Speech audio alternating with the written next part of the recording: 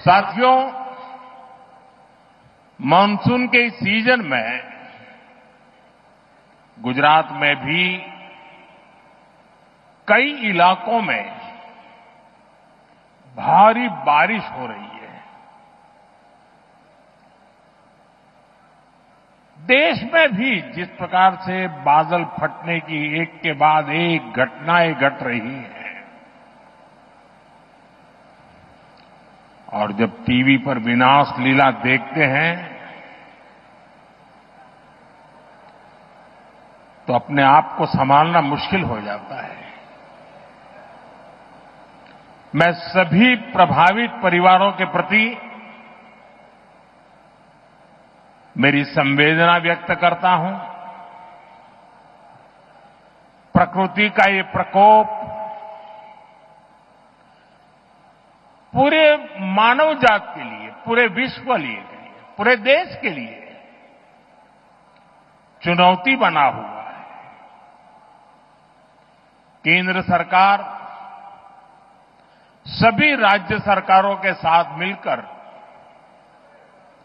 राहत और बचाव के काम में जुटी हुई है।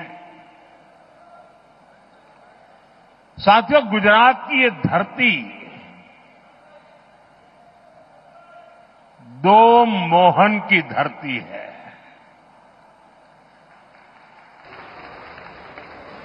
एक सुदर्शन चक्रधारी मोहन यानी हमारे द्वारकाधीश श्री कृष्ण,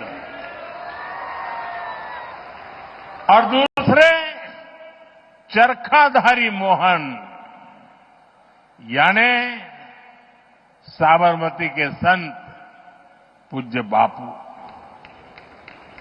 भारत आज इन दोनों के दिखाए रास्ते पर चलकर के निरंतर सशक्त होता जा रहा है। सुदर्शन चक्रधारी मोहन ने हमें सिखाया है कि देश की, समाज की रक्षा कैसे करते हैं। उन्होंने सुदर्शन चक्र को न्याय और सुरक्षा का कवच बनाया, जो दुश्मन को पाताल में भी खोज कर सजा देता है। और यही भाव आज भारत के फैसलों में भी देश अनुभव कर रहा है। देश नहीं, दुनिया अनुभव कर रही है।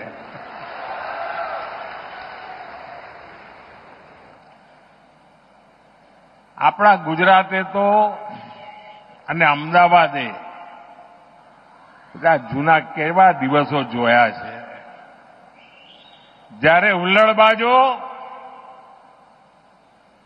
ચક્કા ચલાવનારાઓ પતંગમાં લડાઈ કરીને લોકોને ઢાળી દે, કર્ફ્યુમાં જીવન ગુજારવું પડે, વાર તહેવારે અમદાવાદની ધરતી રક્ત રંજીત થઈ જતી હતી।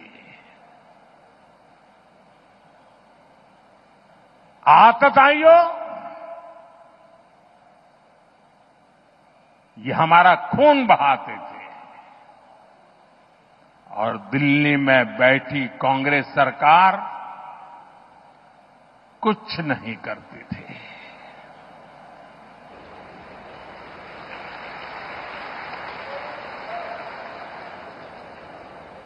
लेकिन आज आतंकवादी और उनके आकाओं को हम छोड़ते नहीं। चाहे वो कहीं भी छुपे हो, दुनिया ने देखा है कि पहलगाम का बदला भारत ने कैसे लिया।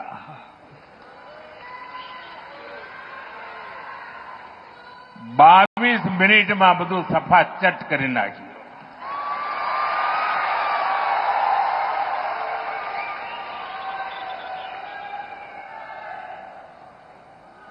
અને સેંકડો કિલોમીટર અંદર જઈને નક્કી કરેલા નિશાન પર જ વાર કરીને આતંકવાદની નાભી પર હુમલો કર્યો આપણે।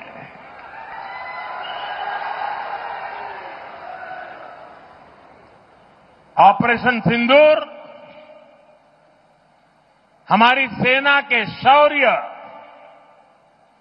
और सुदर्शन चक्रधारी मोहन के भारत की इच्छा शक्ति का प्रतीक बन गया है। साथियों, चरखाधारी मोहन हमारे पूज्य बापू ने भारत की समृद्धि का रास्ता स्वदेशी में बताया था।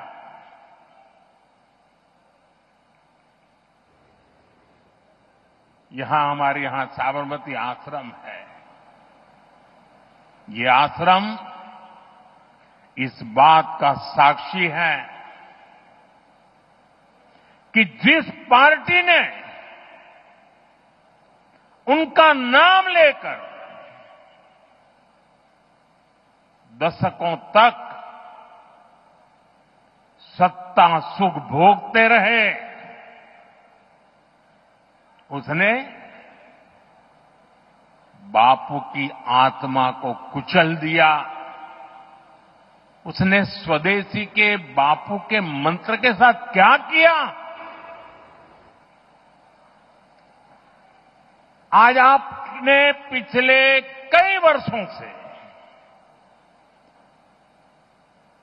जो दिन रात गांधी के नाम पर अपनी गाड़ी चलाते हैं, एक बार भी उनके मुंह से न स्वच्छता शब्द सुना होगा, न स्वदेशी शब्द सुना होगा।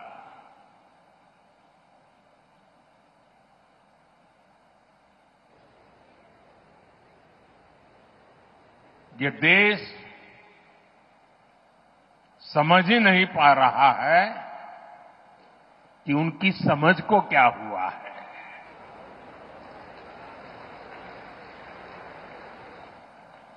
साठ 65 साल देश पर शासन करने वाली कांग्रेस ने भारत को दूसरे देशों पर निर्भर रखा ताकि वो सरकार में बैठे बैठे इंपोर्ट में भी खेल कर सकें, घोटाले कर सकें।